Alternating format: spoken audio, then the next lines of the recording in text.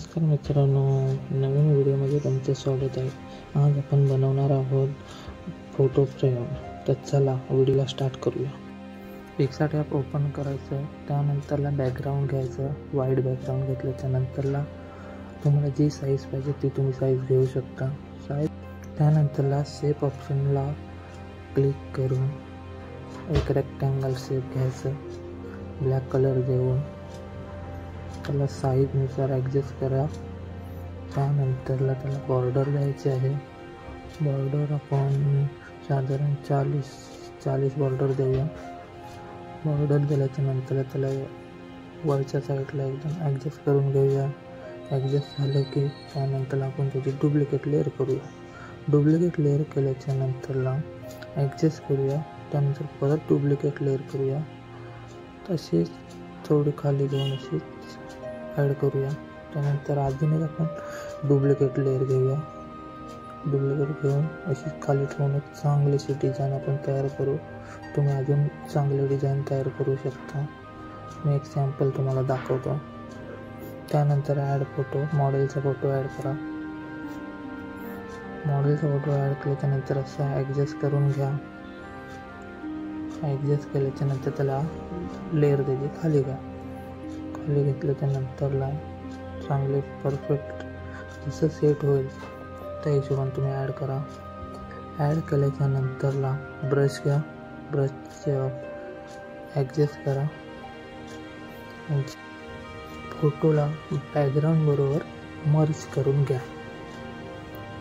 जोपर्यंत perfect merge नाही होत तोपर्यंत तुम्ही ब्रशची साईज ॲडजस्ट करून फोटो आणि बॅकग्राऊंड मर्ज करा। मी वाईट बॅकग्राऊंड घेतला आहे, तुम्ही पाठीकडे चांगला बॅकग्राऊंड घेऊ शकता। फोटो अजून सुंदर दिसेल। मी आता पटापट तुम्हाला काय दाखवतो करून।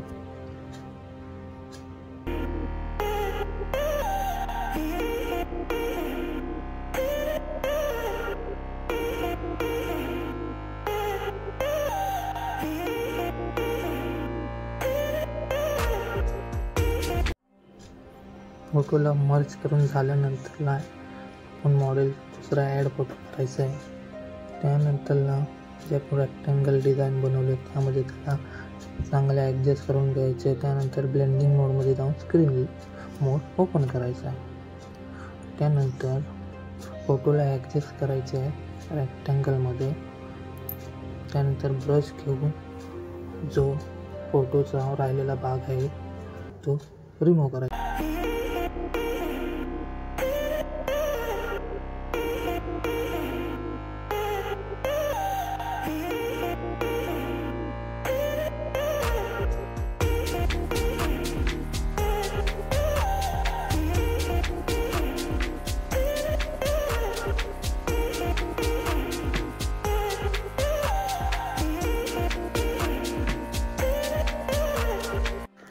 जे बाहेर राहिलेलं भाग होतं ते रिमूव्ह करून झाल्याच्या नंतर तसंच ॲड फोटोमध्ये जायचं, दुसरं मॉडेलचं फोटो ॲड करायचं। सेम तीच प्रोसेस परत करायची। ॲडजस्ट करायचं चांगल्यारित्या, ब्लेंडिंगमध्ये जायचं, स्क्रीन करायचं, फोटो ॲडजस्ट करायचा परफेक्ट। त्यानंतरला ब्रश घ्यायचं आणि जे बाहेर राहिलेला भाग आहे ते रिमूव्ह करून टाकायचं। तुम्हाला जर व्हिडिओ आवडली असेल तर व्हिडिओला लाईक करा, सबस्क्राईब करा, शेअर करायला विसरू नका। तुम्हाला असेच व्हिडिओ नवीन आपल्या या चॅनलवर बघायला भेटतील।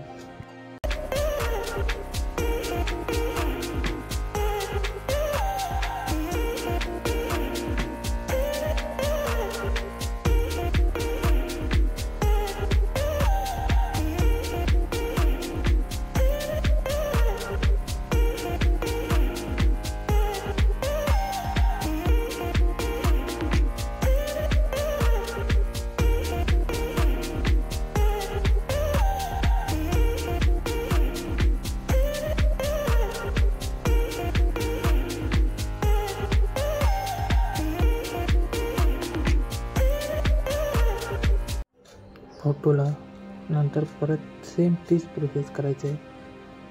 फोटो ॲड करायचा आहे.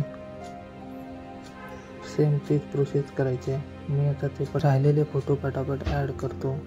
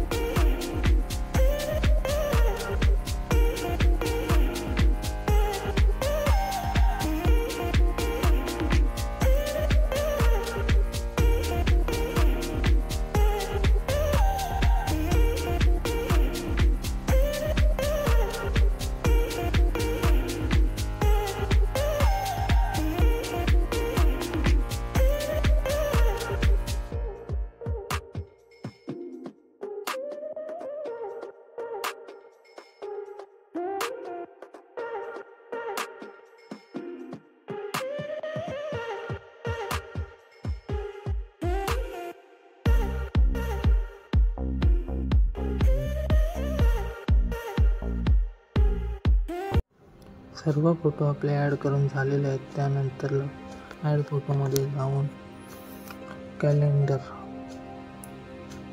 ॲड करायचं आहे आपल्याला. कॅलेंडर ॲड केल्यानंतर त्याला ॲडजस्ट करून घेतो. ॲडजस्ट करून घ्यायचं आहे.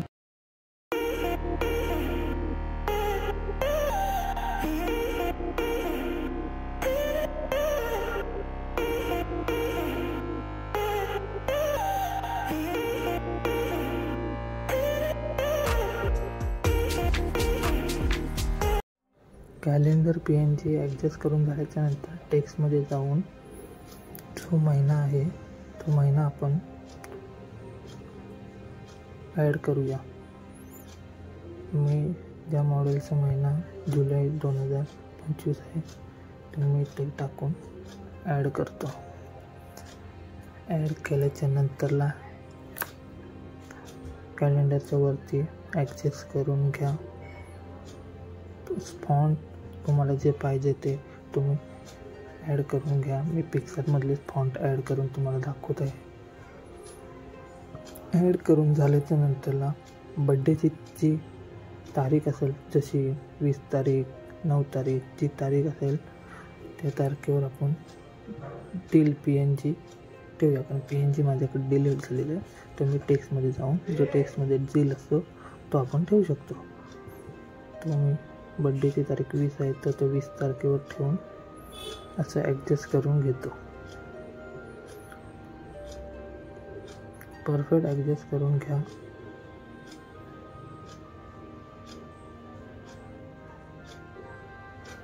ॲडजस्ट झालं आहे. परत मी ॲड फोटोमध्ये जाऊन मी मॉडेलचं नाव PNGमध्ये करून ठेवलं होतं. ते असं वरती ॲडजस्ट करायचं आहे. त्यानंतर आपण खाली हॅपी बर्थडे असं टाकूया. तुम्ही PNG असेल तर PNG पण टाकू शकता. माझ्याकडे फॉन्ट नसल्यामुळे मी पिक्सआर्टचेच फॉन्ट यूज करतो. माझे फॉन्ट डिलीट झालेले आहेत. तुमच्याकडे फॉन्ट चांगले असतील तर तुम्ही स्टाईलमध्ये टाकून अजून क्रिएटिव्ह करू शकता. अशा रीतीने आपली फोटो फ्रेम रेडी झाले आहे. Thank you so much.